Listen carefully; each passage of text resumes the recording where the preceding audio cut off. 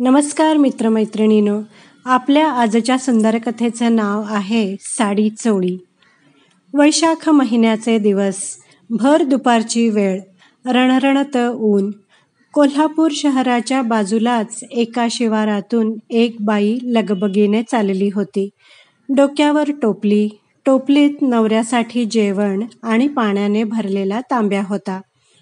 चालता चालता मध्येच गच्च झाडी असलेली पायवाट लागली. वाट नेहमीचीच, पण का कोणास ठाऊक, पण या ठिकाणी येताच तिला नेहमीच भीती वाटायची. अचानक कोणी समोर आला तर, काही अतिप्रसंग केला तर, ओरडलो तरी मदतीला कोणी पोहोचणार नाही अशी ती जागा. आजही तोच विचार तिच्या मनात आला, पण नेहमीप्रमाणेच तिने तो झटकून टाकला. पावलं लगबगीने पडायला लागली. एवढ्यात तिला घोड्यांच्या टापांचा आवाज ऐकू आला. बाई मनातून बरीच घाबरली. टापांचा आवाज जवळ ऐकायला यायला लागला. बाई आणखीनच घाबरली. एवढ्यात तो रुबाबदार घोडेस्वार तिच्या समोर येऊन उभा ठाकला. बाईची भीतीने गाळणच उडाली. दरदरून घाम फुटला. तशी बाई धीटच होती. घोडेस्वाराने विचारलं, "काय ग, कुठे चाललीस?" "धन्याला जेवण घेऊन चाललीय," बाईने उत्तर दिले. "कोठे आहे धनी तुझा?" घोडेस्वाराने परत प्रश्न विचारला. "पलीकडच्या शेतामध्ये काम करतूया," बाई उत्तरली. "असं का? कोणाचं शेत? तुमचं की दुसऱ्याच्या शेतात?" बाई आत्तापर्यंत बरीच सावरली होती. ती म्हणाली, "अरे माझ्या भावा, आम्ही गरीब माणसं, आमचं कुठून आलंय शेत?" बाई मोठी हिकमती होती. "भावा" असं म्हणून तिने स्वतःच्या रक्षणाचं एक हत्यार बाहेर काढलं होतं. "बरं, आज जेवणाला काय आहे?" घोडेस्वाराने विचारले. बाईची भीड आता बरीच चेपली होती. ती म्हणाली, "अहो, आम्ही गरीब माणसं, आमचं ते काय जेवण असणार? आंबोळ्या आणि चटणीचा गोळा." "मला खायला देशील का?" घोडेस्वाराने विचारले. "अरे माझ्या भावा, खावा की," बाई म्हणाली. बाईने जेवणाची टोपली खाली ठेवली. घोडेस्वार घोड्यावरून खाली उतरला आणि खाली जमिनीवर मांड ठोकून बसला. बाईने टोपलीतल्या आंबोळ्या, त्यावर लसणीचा लाल लाल गोळा आणि पाण्याने भरलेला तांब्या घोडेस्वाराच्या समोर ठेवला. घोडेस्वाराने खायला सुरुवात केली. खाता खाता घोडेस्वाराने तिला विचारलं, "अगं, तू या आंबोळ्यांना कशी काय भोकं पाडतीस? सुईने की काय?" त्याबरोबर बाई मोठमोठ्याने हसली व म्हणाली, "अरे माझ्या भावा, येडा की खुळा र तू?" आतापर्यंत तिची भीती पळून गेली होती. बाईने घोडेस्वाराला आंबोळ्या कशा करतात ते सविस्तरपणे सांगितलं. आदल्या दिवशी तांदूळ कसे फुगत घालावे लागतात, मग दुसऱ्या दिवशी ते पाट्यावर कसे वाटतात, मग तापलेल्या तव्यावर कसे भाजतात, तापलेल्या तव्यावर पाणी वाळल्यानंतर तिथे भोकं तयार होतात, असं सांगितलं. "असं होय," असं म्हणून तो घोडेस्वार खळाळून हसला. बाई पण खळाळून हसली. घोडेस्वाराने चटणीबरोबर आंबोळ्या खाल्ल्या. त्यावर पाणी प्यायला व त्या बाईला विचारलं, "अगं, आता तुझ्या नवऱ्याला जेवण?"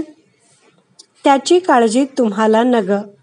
आता मी घरला जाईन, परत आंबोळ्या आणि चटणी करून नवऱ्यासाठी नेईन," बाई म्हणाली. घोडेस्वार घोड्यावर स्वार झाला आणि निघून गेला. बाई परत घरी आली. परत आंबोळ्या केल्या, लाल तिखट चटणी केली, पाण्याचा तांब्या भरला, सगळं पाटलीत ठेवलं आणि परत नवऱ्याकडे यायला निघाली. इकडे नवरा ठरलेल्या वेळेत बायको कशी काय आली नाही याची काळजी करत होता. इतक्यात त्याला दूरवरून येणारी बायको दिसली आणि त्याच्या जीवाला बरं वाटलं. बाई आली. तिने टोपली खाली ठेवली. नवऱ्याने विचारलं, अगं एवढा उशीर का झाला? मग बायकोनं सगळं सविस्तर सांगितलं. त्या आडवळणाच्या जागी तो रुबाबदार घोडेस्वार कसा आला, त्याला भावा कसं म्हटलं, आंबोळ्या खाताना छिद्रांची हकीकत कशी सांगितली आणि आपण त्याला येडा की खुळा असं म्हणून छिद्र कशी होतात ते सुद्धा सांगितलं. यावर दोघंही नवरा बायको भरभरून हसली. नवऱ्याने जेवण केलं आणि त्याने तांब्यातले पाणी घटाघट प्यायला सुरुवात केली. दोघांनी संध्याकाळपर्यंत शेतामध्ये काम केलं व सूर्य अस्ताला जाण्याच्या वेळी घरी परतली. दोघं नवरा बायको घराकडे पोचली. पाहतो तो काय, 2 सैनिक घराकडे उभे होते. नवरा बायको दोघंही घाबरली. एकमेकांच्या तोंडाकडे बघत राहिली. दोघांपैकी एक सैनिक म्हणाला, उद्या सकाळी 10 वाजता तुम्हाला दोघांना बी कोल्हापूरच्या दरबारात हजर व्हायला हवं. निरोप देऊन दोघंही सैनिक परतले. इकडे दोघं नवरा बायको भयभीत होऊन एकमेकांवर काहीतरी वंगाळ काम केल्याचा संशय घ्यायला लागली. मन थाऱ्यावर नव्हतं. रात्रीच्या जेवणाकडे दोघांचं लक्ष नव्हतं. कसे तरी 2 घास घशाखाली घातले आणि दोघं जण अंथरुणावर पडली. पण झोप काही लागत नव्हती. या कुशीवरून त्या कुशीवर वळत कशीबशी रात्र काढली. दुसऱ्या दिवशी नेहमीपेक्षा लवकरच पहाटे दोघं जण उठली. नवऱ्याने गाईचं दूध काढणं, गुरांना रानात सोडणं, दुधाचा रतीब टाकणं ही कामं केली. बायकोने शेण भरून गोठा साफ करणं, घरातील इतर सगळी कामं आटपली. दोघेही नवरा बायको कोल्हापूरच्या दरबारात जायला निघाली. मनात दोघांच्या धाकधूक होतीच. काय चूक झाली असेल आपल्याकडून? कशाला बोलावलं असेल आपल्याला दरबारात? हे प्रश्न त्यांच्या दोघांच्या मनात येत होते. अर्धा पाऊण तास पायपीट केल्यावर दोघेही कोल्हापूरला राजवाड्यात पोहोचले. त्यांना दरबारात नेण्यात आलं. दरबारात प्रचंड गर्दी होती. लोक अनेक तक्रारी घेऊन शाहू महाराजांकडे आले होते.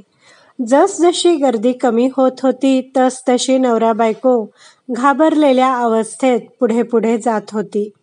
गर्दी बरीच कमी झाली. संपूर्ण दरबार आता दिसत होता. एवढ्यात शेतकऱ्याच्या बायकोचं लक्ष सिंहासनाकडे गेलं आणि आश्चर्याने ती नवऱ्याला म्हणाली, अहो ह्योच तो कालचा रुबाबदार घोडेस्वार. नवरा म्हणाला, अगं हेच तर आमचे शाहू महाराज. बायको आता आणखीनच घाबरली आणि म्हणाली, आर माझ्या देवा, म्हणजे कालचा तो घोडेस्वार म्हणजे साक्षात शाहू महाराज होते. महाराजांना मी काय काय म्हटलं, भावा म्हटलं, येडा की खुळा म्हटलं. बाई आता भीतीने थरथर कापायला लागली. नवरा म्हणाला, महाराज काय शिक्षा देतात ती मुकाट्याने भोगायची आता. थोड्या वेळात ही नवरा बायको थरथर कापत शाहू महाराजांच्या पायावर घालून येणार एवढ्यात शाहू महाराजांनी आपला हात पुढे केला आणि म्हणाले, दिवाणजी, या माझ्या बहिणीची साडी चोळीने ओटी भरण्याची व्यवस्था करा आणि या माझ्या बहिणीच्या नवऱ्याला त्या शिवारात 6 एकर जमीन वतन द्या. दोघाही नवरा बायकोंच्या डोळ्यातून अश्रूंच्या धारा वाहत होत्या. दोघंही आदरयुक्त भावनेने शाहू महाराजांच्या समोर नतमस्तक झाली. भीतीची जागा आता आदराने घेतली होती. शेतकऱ्याच्या बायकोची साडी चोळीने ओटी भरण्यात आली आणि तिच्या नवऱ्याला 6 एकर वतनाचा कागद देण्यात आला. भरलेल्या अंतःकरणाने आणि सद्गदित मनाने दोघंही नवरा बायको घरी परतली. वतन दिलेल्या त्या शेताला आजही आंबोळीचं शेत ह्याच नावाने ओळखलं जातं. मित्रमैत्रिणींनो, कशी वाटली तुम्हाला ही कथा? या कथेचे सर्व श्रेय लेखकालाच आहे. कथा आवडली असल्यास व्हिडिओला लाईक करा, शेअर करा, कमेंट करा. माझ्या चॅनलला सबस्क्राईब करायला विसरू नका. व्हिडिओ पाहिल्याबद्दल धन्यवाद.